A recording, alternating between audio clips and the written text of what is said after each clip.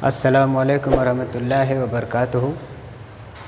अज़ीज़ तलबा तालिबात नहुम जमात का ब्रिज को जिसके पहले दिन में आपका इस्तकबाल है।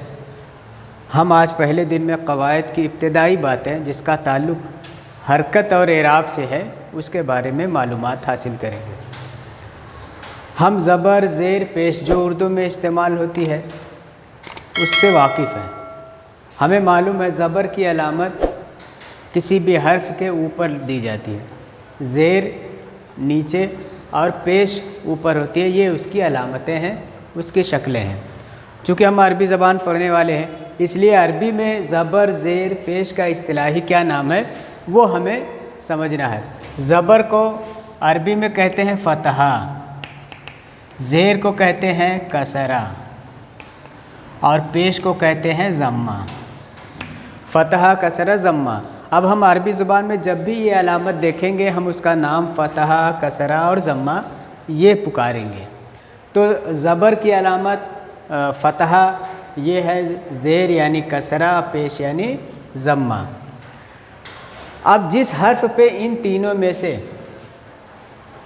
फ़तहा कसरा और ज़म्मा जिस हर्फ पे आए तो हम उसे बड़ी आसानी से पहचान सकते हैं।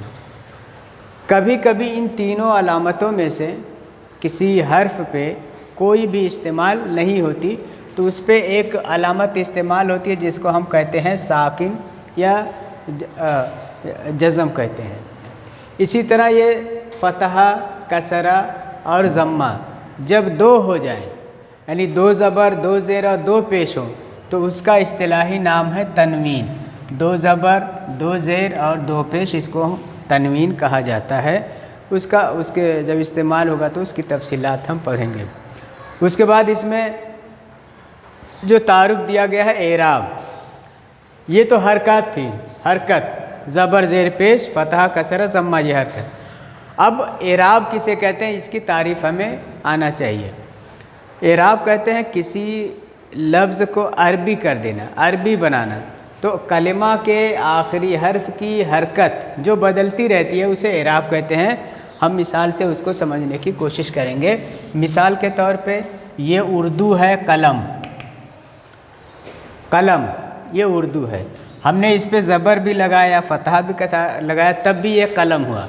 एराब का ताल्लुक़ लफ्ज़ के आखिरी हर्फ से होता है, इस मीम से होता है।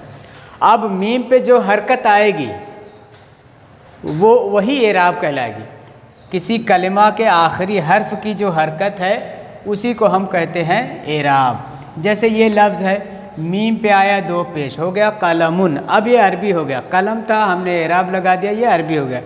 यही लफ्ज़ कभी कभी होगा कलमिन, यही कभी होगा कलमन। तो ये एराब हमने आखिरी हर्फ पे लगाया जो हरकत वो एराब कहलाती है और वो बदलती रहती है। इसी तरह कभी ये आएगा अल कलमो, एक पेश आएगा तो कलमो, एक ज़ेर आएगा तो अल कलमे और एक ज़बर आएगा तो अल कलमा। गोया काफ और लाम की जो हरकत है वो कभी नहीं बदलेगी बल्कि इस कलमे का जो आखिरी हर्फ है मीम है इसकी हरकत बदलती रहती है। कभी कलमुन, कलमिन और कलमन। इसी तरह कभी अल कलमो होगा, अल कलमे होगा, अल कलमा होगा। तो इसी का नाम एराब है। कलिमा के आखिरी हर्फ की हरकत जो बदलती रहती है हालात के एतबार से उसी का नाम एराब है। इसके बाद सरगर्मी नंबर 1 हमें पढ़ना दिया हुआ है।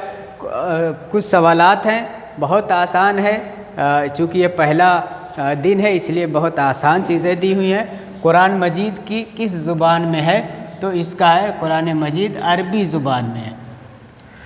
नंबर 2 हरकत किसे कहते हैं? ज़बर ज़ेर पेश को हरकत कहते हैं। इसी तरह या हम ये कहें कि फ़तहा कसरा ज़म्मा को हरकत कहते हैं। दो ज़बर दो ज़ेर दो पेश को क्या कहा जाता है? दो ज़बर दो ज़ेर और दो पेश को तनवीन कहते हैं। इसके बाद नंबर 4 इस अलामत का क्या नाम है? ये जो अलामत दी है इसका नाम है सुकून या जज़म। इस अलामत का नाम सुकून है। सरगर्मी नंबर 2 में अलामत की शनाख्त कीजिए। ये जो अलामत दी है ये काफ पे ज़बर दिया है यानी फ़तहा दिया है तो ये शनाख्त करना है ज़बर ज़ेर तनवीन पेश और जीम पे ज़बर। हम इसको अरबी में अगर लिखें तो काफ पर फतहा, नून पे कसरा और वाव पे तनवीन। फतहा की फतहा मा तनवीन और सीन पे ज़म्मा और जीम पे फतहा। तो इस तरह से जो हरूफ दिए रहेंगे उस पे जो अलामतें होंगी, जो हरकत दी रहेगी उसे हमें पहचानना है। अब हम इस्तेमाल करेंगे फतहा, कसरा और ज़म्मा। हरूफुल हिजा की हरकत के साथ लिखें और पढ़ें। तो हमें हरूफुल हिजा अरबी में 28 हैं। अल अलिफ से अल याव तक हमें उसको पढ़ना है।